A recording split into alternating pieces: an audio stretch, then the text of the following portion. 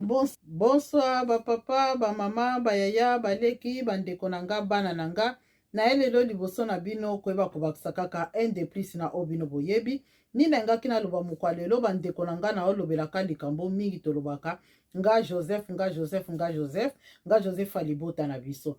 Ya solo koza Joseph alibota na bino epekisa miteza malamu mingi. Koza Joseph alibota na bino. Kasi esengeli koyeba kotambola po ete yokoma oyo sengelaki ozala. Ndeko na ngai bokabwa na Joseph na libota na ye, mpo na ngai na sosoli ete ezalaki mokano na Nzambe te. Ezalaki mposa Nzambe te mpe ezalaki volonté ya Nzambe te, kasi ezalaki likabo oyo ke Joseph abotamaki na libota oyo bandeko ne batikala kolinge moke te.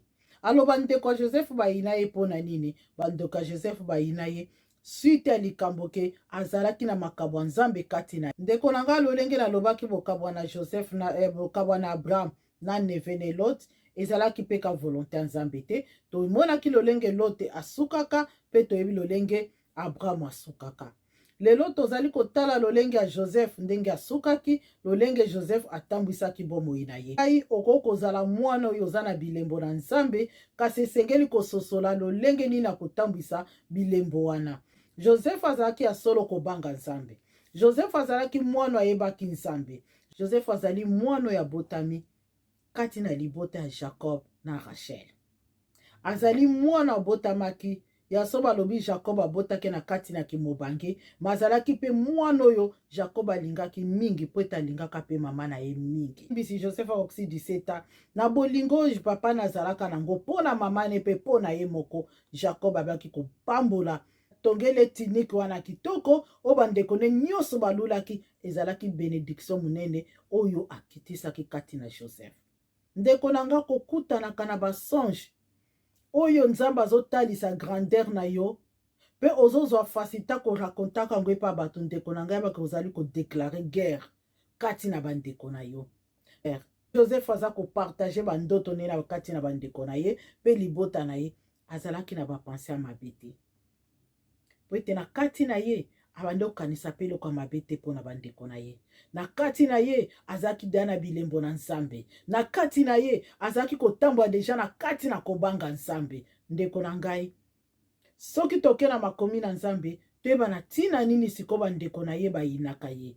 Ndeko na ngai toke na Genèse 37 okomona histoire ya Joseph ebandi na Genèse 37 ememi biso tina Genèse 50. 37 5 eza koloba na biso Joseph a eu un songe et il le raconta à ses frères qu'il les haïssa encore davantage. Joseph a kozwa bandoto akorakonta ngo pa bandeko na ye akomona ngo normal eloko ya grave ezali te. Nzambe alakisi nga boye na loti bino so boza kogumbamela ngai na loti biso so toloni bilanga meyanga etombwami aza korakonte babenediction Nzambe aza korevele akiye ke lolenge ya kozala beni, lolenge ya kozala likolo ya bandeko na ye, lolenge ya kotombwama. Tant Joseph aza kopartage bandoto na ye abande kokanisa eloko moko ya mabe te. Kasi po tala siko ke bandeko na ye bazalaki deja na makanisi ya mabe po na ye na komona deja ke no lolenge ni biso so tozali awa papa akomika na niveau ya kotongela ye kaka elamba motuya biso baobana na ye liboso azopesa biso te. Ndeko na nga esika guerre ya Joseph ebandaka na bandeko na ye kaka bitumba ezali kati ya Jacob na Esau kaka bitumba nezonga kati na libota ne na bana na ye. Tangu papa na ye alobi na ye mwana nga kende kotikela bandeko no biloko ya kolia. Joseph azaki na bakanisi te ke so nake kotikela bandeko na nga lolenge na mitombola kepa na bango lolenge papa apesa nga eloko ya kitoko bakobalukela ngai. Joseph azaki na makanisi wana te. Yango ndeko na nga na koyebisa yo ta mosusu tozalaka na kati na mokili oyo ozali kotambola kati na libota obotami kati na libota ozali kati na bandeko na yo ozali kati na lingomba ozali kati na musala oza kati na baninga oza kati na groupe baninga ndeko na ngai nyonso ezalaka ya koloba te nyonso ezalaka kosolola te nyonso ezalaka kobimisa te. Eya na bato bayebi ke tango yo aza kotambola lolenge babiso toaka na biso na makanisi te ke likambo na oloba eza grave te mpo na ngai na omona kuta eza na profit na biso nyonso. bandeko na ye bakomprenaka yango te. Alota bandeko ne basosola yango te, bazwelaki makanisi mabe.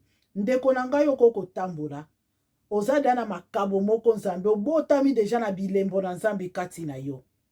Bilembo na yo obotami nango, eza na ba o baza pembe na yo, baza komona ke lolenge ya zali. Ndeko na nga esalamaka, oza kati na groupe baninga, oza na kati na musala, to oza na ekole, to oza na kati na libota na bino, bazoyeba ke mwana lolenge azokolela, mwana koza mutu munene, mwana lolenge azotambola, mwana nzambe akopambola ye, mwana lolenge tozomonele lolenge na kosolola ya evandeli na baninga, ya kotambola na baninga, mwana akotombwama. Surtout na ba famille ndeko na biso, mwana noko, mwana mama leki, mwana tata mwasi, mwana mama likulutu. Tamsu na libota na bino eza na moko oyo nzambe asila kotelemisa po ete akangola libota. Bino nde mutu boza kobenda singa, adinda na libulu, po bino nyonso un jour bokende komandie mapa na bisika mosusu. Bana Jacob bayebaki teke kosakrifie ndeko na bango ezalaki perte na bango. Kosakrifie ndeko na bango ezalaki perte ya kana. Ndeko na nga eza na mutu musu na libota na bino, eza na mutu musu na lingomba na bino, eza na mutu mususu na entourage na yo, azali Joseph oyo nzamba te pembeni na yo po ete asunga yo. Yo na kozanga kososola, omemi ene likolo ya bilembo aza kotalisa, likolo ya mwindo za komona kati na ye. Omemeli bitumba, omemeli trouble, omemeli compréhension, omemeli ba condamnation, omemeli molili. Tamususu na nsima na ye nde yo sengelaki opambwama. Jacob ayebaki teke Joseph nde fala bimisa kana na pasi. Joseph nde sengelaki kana etombwama na nsima Joseph. Bana Jacob ayebaki yango te, basosolaka yango te. Tata na bango deja utaki boumbu epa noko na ye, esika kende kobala mama na bango. Tango azongi na mboka na ye, nzambe esengelaki apambole na mboka wana. Bana Egypte mutu baya komandie na kati na kana, mais ezalaki au contraire. Na tina nini? Na tina ete libota ya Jacob elingaki ndeko na bango te, elingaki lipamboli na bango te, elingaki teke mboka na bango epambwama. Lelo toyebi histoire ke banani babema bana Israël na Egypte ezali libota Jacob. Yango na lobi bokabwa na Joseph na bandeko na ye ezalaki volonté ya nzambe te. Ndeko na ngai soki tokiti na makomi na nzambe nyonso ezali kotalisa biso. Jacob bana na ye atindaki Joseph kende kosunga bandeko na yo. Tala esika Joseph musala na ye ebandaki. Ndeko na ngai nzambe akokopesa musala kende ya solo telema musala ebandi mpo na yo. Yeba te kozala facile te po kokisa o nzamba te kati na yo. Nde sika guerre telemaka, nde sika ba déclaration telemaka, nde sika ba o nyonso balukai ko condamner yo ba telemaka ndeko na ngai. Joseph tango aza kokende koluka bandeko na ye, akendeki akuti bango bisika papa na tindake akuti bango kuna te. Akoke pe kozonga kolobe te solo papa nga na uti koluka bango soki azalaki na bolingo bandeko na ye te. Akoke koloba pe papa na uti na nga kuna na moni na nga bango te, biloko yango pesa ngai yango na zongisi. Me na bolingo wana Joseph atelemaki akende koluka bandeko na ye. Et puis Joseph alukaki bango. Elobi na kosala boye, nga kutu na kokende boye, nga kutu na moni nga nazala kozala boye. Ndeko na nga moto nyonso zobeteli solo na yo. Ana bolingo masolo na yo. Moto nyonso zobetela ye makambu na yo. Azana bolingo na yango. Moto nyonso zobetele te nzambe apamboli azana bolingo na yango. Moto nyonso lingo talise te tosambela kesika moko ye ser na ngai oko mifungole pa na ye azana bolingo makambo zobetela ye. Toza kotuka ya zomona pe akeno ye kutu aboma yo po makambo lingo zoloba na ekokisama te. Ndenge ezaki mokano na monguna ete kana ezala beni te, kana ezala toujours na kati na souffrance. Monguna permetaki te Joseph azala détruit na bandeko na ye. Bandeko na ye monguna ebaki ko utiliser bango. Bandeko ne monguna ebaki ko utiliser bango po ete bénédiction ya kana ekende kokoma na Egypte. Bandeko ne bayinaki pona ni. bandeko na ye bayinaki ese tokiti na Genèse 37 bayinaki kaka mpona bandoto kaka oyo abetaka. Ndeko na nga mokili ekoyina yo kaka mpona kaka nde bamona opete ndenge olataka, bayini yo. Kaka nde bamona komelaka, bayini yo. Kaka ndenge ozosala mwa eloko moko tozosouffrir mpo okóma na esika na eloko ozosala, bayini yo. Joseph bayinaki kaka likolo ya bandoto, bayinaki kaka likolo ya bandoto na elamba papa atongaki. Je crois basosoleke elamba na papa apesi mwana elamba apamba te, elamba apesi eya na bénédiction na kati. Peut-être ango bayinaka ye. Ndeko na nga yo mutu obetaka na yo, wana mutu na nga, wana pire nga, wana tozalaka ne, wana pasteur penza, wana prophète, oza kobetela ye. Prophète ta ozobetela ye aza na posa makambo yo oza nango te. Joseph azali na confiance bandeko na ye, Joseph azali na bolingo ya bandeko na ye, Joseph azalaki na susi ya bandeko na ye mpo ayebaki liboba na tata na ye. Kasi eloko elongisaki Joseph na nyonso, Joseph atikalaki toujours intègre na oyo Nzambe aza kotalisaka ye. Joseph azali toujours fidèle na maloba na Nzambe, Joseph azali toujours na crainte ya Nzambe. Eloko elongisaki Joseph na nyonso, lelo tobetaka lisolo ya Joseph tolobaka azalaki nani, ezalaki crainte ya Nzambe ezalaki kati na Joseph. Joseph abande kosala nyonso me ya motuya azalaki na bobangi na Nzambe. Na bobangi na Nzambe yango ekomisaki Joseph bisika ye azalaki. Tango bandeko ne bamoni balobi nini, muta bandoto ye wana, ndeko na nga kombo nini yo bakabela yo, kombo nini soki bamoni yo balobaka he ye wana, kombo nini bakabela yo. Joseph balobi nini, tala muta bandoto ye wana ye, lelo suka na ye koki. Ndeko na nga boni bakokana yo, boni bakoloba ete yo lelo tosukisi yo, me yeba bomo ya muta na maboko na Nzambe. Joseph na bolingo na ye akitaki, akendeki mpe amoni bandeko na ye, apesi bango mpe biloko. Kasi bango balobi nini, moto ya muta bandoto ye toboma ye.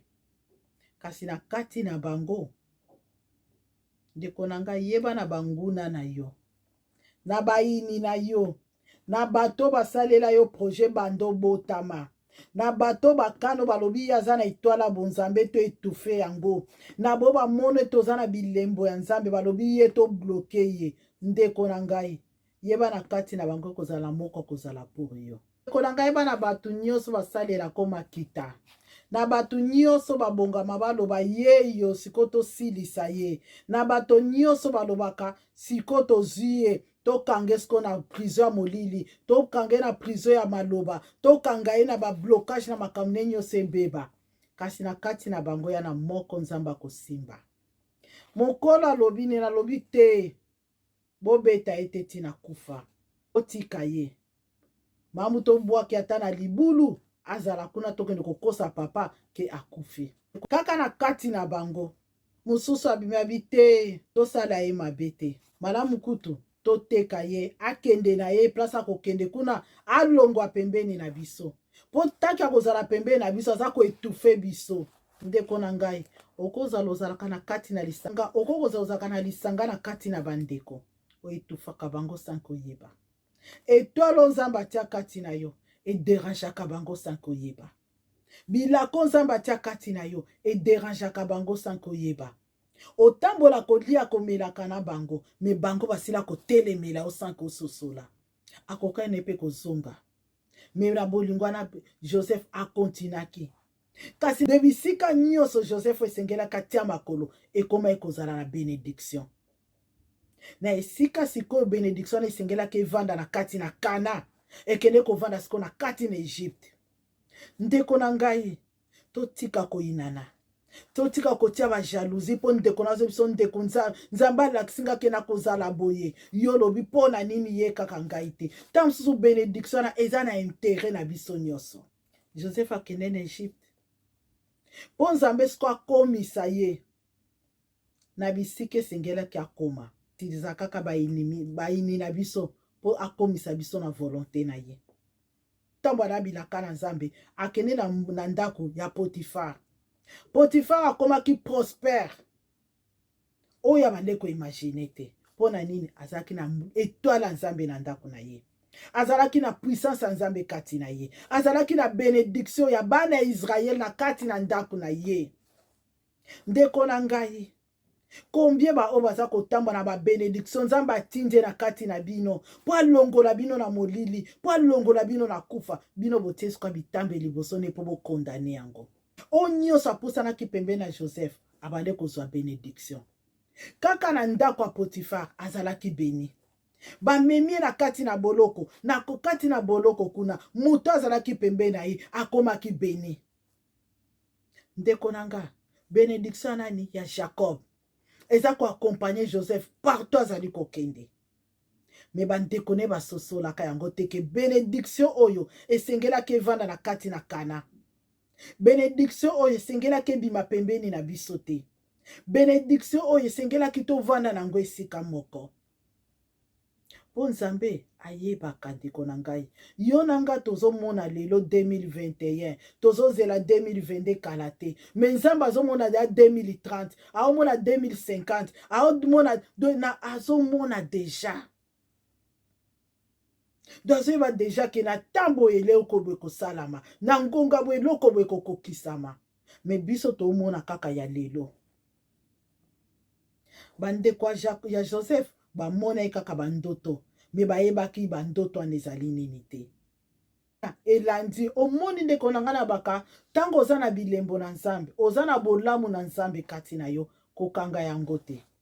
Joseph akokoloba tika na koma motema mabe, bandeko na nga bateki ngai mboko na ye, tala mwasi ya Potifar makambo akoseli nga minene boye, na ye nabima mboko yo. Mais azalaki toujours obéissant, ozali innocent.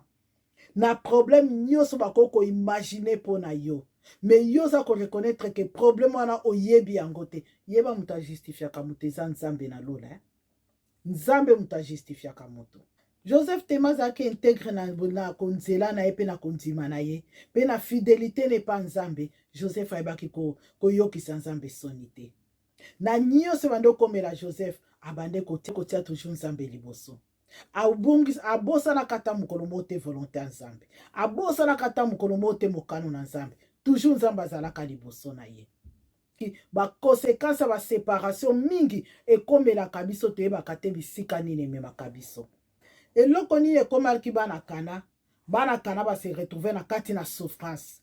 Bana Kana ba se retrouver na kati na pasi. Bana Kana ba se retrouver na kati na kolela. E komi siko na moma ke baza susu na eloko te. Parce que bénédiction na bango esi ebimi libanda.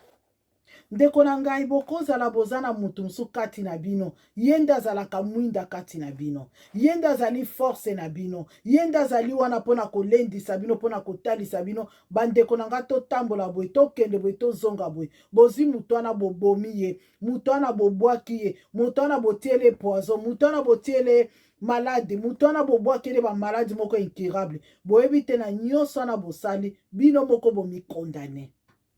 Bana Joseph bango moko likolo na bango mboka mwembakane kotaki na pasi. Babengani bene babimisi mwinda bimi molile tikali. Bandeko na nga tososolaka. Eza na bandeko na biso musu na kati na mabota baza otakotindika musika te. Eya na bandeko musu na kati na mabota bazali bato ya koboya te. Eza na bandeko musu na kati na mabota ata azalaka lolenge nini bo demere na ye kaka. Bozoyeba te yende bénédiction na bino. Bozoyeba te ke yende mwinda na bino. Bozoyeba te ke na simane nde bozali kobikela. Joseph akendeki na mboka Egypte. Egypte ekomaki beni. Egypte s'épanouissaki. Na moment souffrance, Egypte traversaki souffrance te. Na moment ya crise, Egypte akonisaki crise wana te. Na moment ya misère, Egypte akonisaka yango te. Po na nini? Po bazalaki na bénédiction na mboka wana. Po ete bilaka na Nzambe alobaki Abraham, je te bénirai. Ekendeki na kati na Egypte. Elongwaki na mboka Kana. Elongwaki na mboka Kana ekendeki na Egypte. Ndeko nanga tango ekendeki na mboka Egypte, Kana etikalaki pamba. Eya na ndeko musu ndeko na ngai bino bomonaka ye mutu aliboma na famille. Mutu aliboma te. Mwinda na bino ye wana. Eya na mutu musu bomonaka ye kizengi alibota na bino. Kizengi te. Force na bino ye wana. mutu mosusu bomona ke alobaka mingi koloba nde wana nde makasi na bino. Mutu mosusu bomona kazalaka lolenge na ye, lolenge na boluka boyeba nini ebombami na nsima na yango, nini ebombami nsima na yango. Bana Israel base etrouvaki na kati ya mboka Egypte likolani likola bana Jacob. Soki bana Jacob atekaka Joseph te, soki bana Jacob asacrifiaka ndeko na bango te, soki bana Jacob babwakaka ndeko na bango te, kane lingaki kotraverse desert wana te. Moto na bino boza kobwaka ye nde bénédiction na bino. Lolenge Yesu Masia tango ayaki amema bomoi na kati na Israel, kaka bana Israel bamemaki Yesu na ekulusu. Yango na koloba soki na histoire ya Joseph, na histoire ya Yesu Masia, eza kokende après. Bateka Yesu Masia, bateki pe Joseph. Me babosa nte bateki bénédiction na bango. Bateki grâce, bateki mwindo nzambe atiaki kati na bango na nzela Jacob, na nzela Abraham. Kino baki kozwa délivrance na Moïse, tala ba conséquence o libota bana Israël basibisaki. Tala conséquence o bana Israël ba traversaki. Tala conséquence o bana Israël ba kutanaki nango likola nini, likola ndeko na bango ba sacrifiaka. Ndeko nanga ba souffrance musuto kokuta nango na kati na mabota, na kati na mangomba, na kati na bomoi na biso, na kati na entourage na biso. Eza na bilembo to sacrifia sake to miyeba. Biloko mususu to sacrifia sake to yeba ke eloko na sali e détruit vie nanga mobimba, eloko na sali e bloqué banzela nanga mobimba, eloko na sali na ebite lolenge na kosukela. Bana Israël ba yebaka te. Oya tambolaka na bilembo na Nzambe, Nzambe azalaka ne toujours. Joseph abosanaka bandeko na ete na sosole peut-être ti azalaki na kati na mboka Egypte, abande kotuna kaka bandeko na ngana bazalaka. Owa lobi akoma eti mokonzi monene. Ti amona bandeko na ye bakoma ti bisika azali, c'est sûr azalaki na contrôle na bango. Po babi bayaki kosomba biloko en tant que premier ministre, lolenge na koyebaki bawana bandeko na ngai. C'est sûr atiaki mokolo bokomona bana Kana baye koluka biloko na mboko posala nga sei. Alo tango ayokaki bana Kana baye, alobi bango wana bakomi atalaka moni bandeko na ye. Tango a reconnaître bandeko na ye, lolenge nde na tambolaki na bango, atalisa bango kaka bolingo. Mais bénédiction esengelaki esalama na Kana, ekende ko se retrouver na kati na Egypte. Bénédiction Nzambe akitisaki na kati na Abraham, na Jacob, kino ekitaki na kati na Joseph, ndeko na ngai, esengelaki ezala na kati na Kana. Mais bana Kana baki ko vivre encore na Moïse. Combien des années? Après combien de temps? Après combien des années? Ndeko na ngai, teba mabe nyonso tosalaka yaka na ba conséquences. Eyali na ba conséquences na yango. Conséquence oye komema na kati na bana Israël, tala lolenge bakende konyokwama na mboka bakendeki. Bakende koluka biloko ya kolia. Mais nsima na yango bakomaki baumbu ya mboka wana. Mais nani amemaka bango? Nani amemaka bango kuna? Ezali bana ya Jacob. Likolo ya haine, likolo ya jalousie, likolo kozanga kososola bilaka na Nzambe, likolo kozanga koyeba lolenge nini. Ndeko na ngai, yeba ba kososo to sala kana mokilo to peyaka toujours ba conséquences moko ya grave. Ba conséquences nango ezaka mikete ndeko na ngai, surtout soki ezali eloko Nzambe atalisi yo, mais totosi yango te. Lelongo ezali contre volonté ya Nzambe, ndeko na ngai, eyali na ba conséquences moko ememaka toujours do ba problème moko ya makasi na bomoi na biso. Po séparation ya Joseph na bandeko na ezalaki pe volonté ya Nzambe te. Posa na Nzambe esengelaki apambola Kana. Posa Nzambe esengelaki Kana etombwama. Posa Nzambe Kana esengelaki ezwa gloire. Lolenge Joseph ande koloba na moni ba étoile na sanza eza kogumbamela ngai. Tanko eza kogumbamele azende na bilembo na Nzambe. Ba étoile na ba sanza papa na lobaki donc ngana bandeko na yo mtuto kogumbamela yo na yo. Papa ebande kosusa makamni mwana za koloba. Esengelaki bénédiction na etombwama na kati na Kana. Mais ba bénédiction ekende na kati na Egypte. Ai malgré Joseph akende na mboka bapaya, akomaki mokonzi kuna, mais ezalaki pe joie kati na ye te. posa na ezalaki kaka libota na ye. Posa Joseph azalaki kaka na posa libota na ye. Malgré na mboka azalaki abalaki mwasi abotaki na ye bana. Me posa Joseph esengelaki amona papa na ye bandeko na ye nde ezalaka esengwa Joseph. Ningaki na loba esika na ndeko na ngai. Esiko ningaki na talisa ke mingi ba conséquences tokutanaka nango ezaka toujours source ya ba malheur na biso. Joseph alongisamaki. Bien sûr que Joseph alongisamaki. Akomaki motemone na kati na Egypte. Na me ezalaki mokano na Nzambe te. Mokano na Nzambe esengelaki bénédiction ya Jacob wana ebota mbuma na kati na mboka na Kana. Kana traverser nzala te, Kana traverser souffrance te, Kana traverser misère te. Kana ezala épanoui bato nde baya kofukama na se na makola Kana. Me bongwanaki bana Israël bakende kofukama na kati na mboka Egypte likolo ya nini? Likolo na nini? Likolo na bana Jacob lolenge nde bateka ndeko na bango. Kaka bango mo babwakaki ye na kati na libulu ndeko na ngai ba libulu bato babwakaka mutu kaka bango mo mutu aka kobimisa ye mutu na kati bao babwakaki ye kaka bango moko babimisi ye ta babimisi ye babi te malamu toteke pa bato bakende na ye ndeko na nga bako koteka yo ata na molimo bako koteka yeba bisika okei soko ozali na mwinda na Nzambe okotia bato wana mal à l'aise partout bazali kino bakolashe yo pe bakokonfese ndeko na ngai yeba Nzambe aza juste fidèle na biso eloko Nzambe azelaka totambola na kati na sainteté pe na crainte na obéissance ye nde ayaka kojustifie soki Joseph azalaki moto oyo asosolaka te asedaka na etanse ya mwasi ya Potifar akoke mpe kondima ndeko na nga bato boni lelo bakobosana bapromese ya Nzambe bakondima makambo yela bango bapromettre eloko moko oyebi ke peut-être dans 5 ans ekosila dans 2 ekosila dans 3 ekozala na valeur te dans 4 ekozala tina te dans 2 jours dans 1 jour de eloko moko bapeso bapromese mais ozoyeba ke dans quelque temps ekobeba nango ondimi osacrifie bomoi na yo plaisir à quelque temps posa biloko à quelque temps ya 5 ans ya 10 ans osacrifie nyonso mais Joseph soki andimaki bapromese ya mwasi ya Potifar pete anga koma bisika akomaka te angaka simba gloire asimbaka te libota nde mpe ekokai kokangolama te ntanso nde libota nde etikalaki so na pasi papa akufi likolo na nzala bandeko batelengani pasi ekoti ndeko na nga bato boni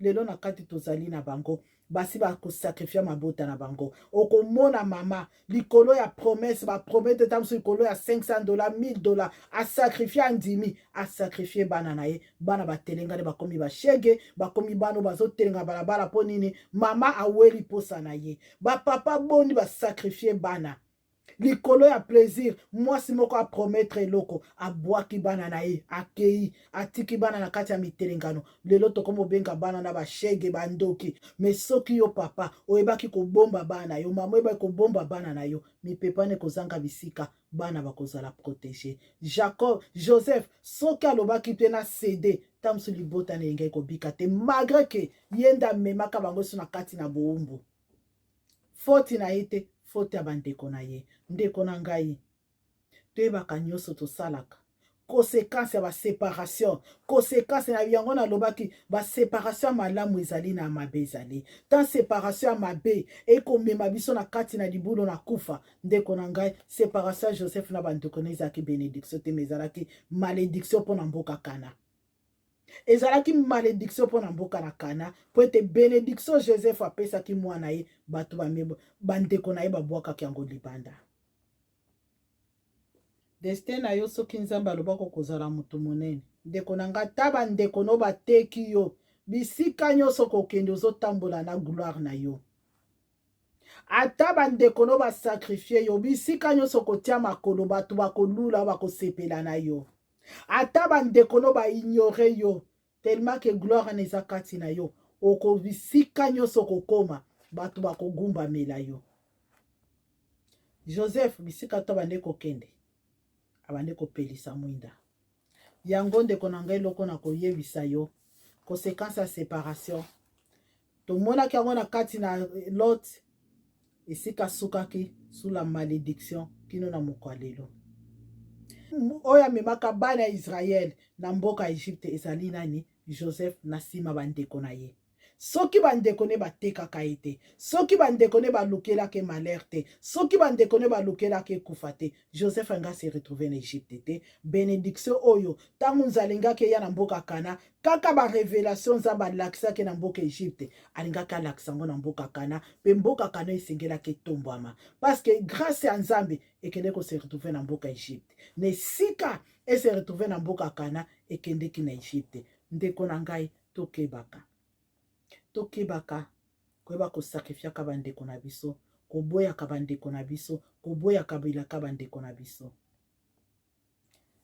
Merci mes frères et sœurs, par l'amour de Dieu, par la grâce de Dieu. Ya solo eza sujet moko na kolo bango sima 20 minutes te 10 minutes te. Eza sujet moko vraiment kokozwa 1 heure du temps, 2 heures du temps. Mokolo pete nzamba ko permettre na sala live. Nde koza mokolo peut-être tala ko meka ko memango mulai wana ta naza ko loba pete bandeko baza ko koma to ko poser ba question na koyeba su ko développer sujet ngo ndeko na ngai. Soko mibengaka Joseph Alibota na bino, ndeko nanga zala Joseph Alibota na bino, mezala sikoyo oyo zali ya solo Joseph Alibota na bino. Kozala Joseph Alibota lobi bénédiction te, kozala Joseph Alibota eza kozala kati na vision ya Nzambe. Zala na kati na vision ya Nzambe, zala na kati na volonté na Nzambe. Wana nde ozali Joseph Alibota na bino. Parce que soko ozali na kati na vision ya Nzambe, okotambola selo ba promesse ya Nzambe, pe Nzambe akoyeba kokokisa bilaka na ye. Lolenge Nzambe alobaki na Jacob, na kopambola yo, na kopambola libota na yo, apambolaki ye po maloba Nzambe ekokisamaki. Ne sike kokisama na Kana, ekende kokisama na mboka Egypte. Ndeko na ngai tikete Nzambe azwa lokumu na mukeo na ye kopartage na bino mokolo Nzambe akopermettre tokobesa kodevelope ngo malamu. Que Dieu vous bénisse. Tikete mbulo tokota ngo kati na bolingo na Nzambe. Bao bazali kati na maladi Nzamba simbola loboko mawane likolo na bango bayeba kozwa lobiko bo bazali kati na mabunga bamona nzela o baza kati na molili mwinda na Nzambe epela bamona pole ba o baza kati na mituna mopesi biyano likolo na nyoso ayeba koyanola bango na lobakete Nzambe totatolaka aza fidèle na kantina kotombola ye na koko lobete Joseph Alibota mebile Joseph eza ko signifier makambo ebele ndeko na ngai eko signifie makambo ebele meto yebaka ete Nzambe soki apambolaki Jacob apambolaki Joseph esengelaki apambola Kana mesima bandeko na ye na yango etindaki te Joseph Kana ezala béni te mais Egypte kende koma béni na place ya Kana. Que Dieu vous bénisse, on est ensemble. Merci beaucoup.